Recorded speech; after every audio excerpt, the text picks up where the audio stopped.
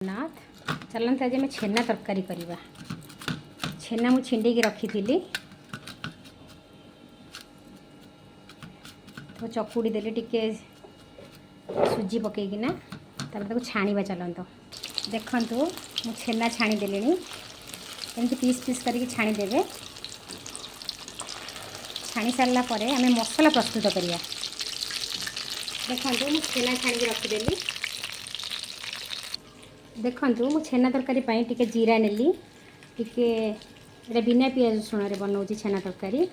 टिके काजू नहीं डालचीनी गुजराती नहीं लंका गुंड नहीं सॉरी लंका आपर अदा आटे धनिया जीरा आपको सब बाटीदेवा।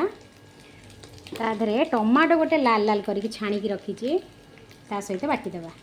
आगे तो फ्राए करदे। देखु ये अरुआ मसला सब टे फ्राए एमती करदे। सब फ्राए टिके हल्का हल्का टिके भाजीदेवा। भाजीदेला ताको ओल्लैदेवा हो गला।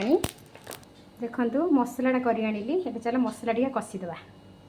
देखु तेल पकईदेली रिफाइन टे तेजपत्र पकईदेवा। तापर मसला को आड़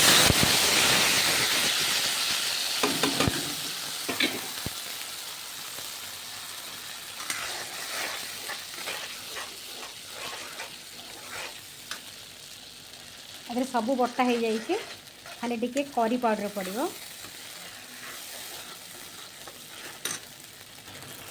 देखो मसलाटा कषि आसला। एबे पकईदेवा करी पाउडर आधे हलदी लंका सब मसला बटा हो जाए।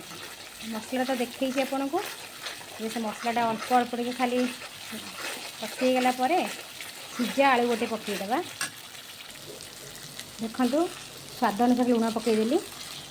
मसला भी कषि आसला। तापर आम ए पानी देदेवा। पानी फुटिले जो छाणी की जो छेना रखी थे तापर आधे पकईदेवा। देखु पानी फुटीगला।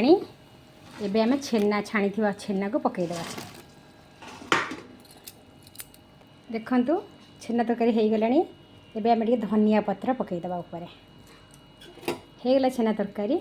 चलते आम बाढ़ीदेवा कानिका सहित छेना तरकारी। देखु कानिका सहित छेना तरकारी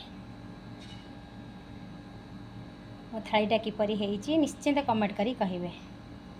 जय जगन्नाथ। आपणक अपेक्षा में रही समस्त को मोर प्रणाम। कमेंट करेंगे शेयर करेंगे सब्सक्राइब करेंगे प्लीज़।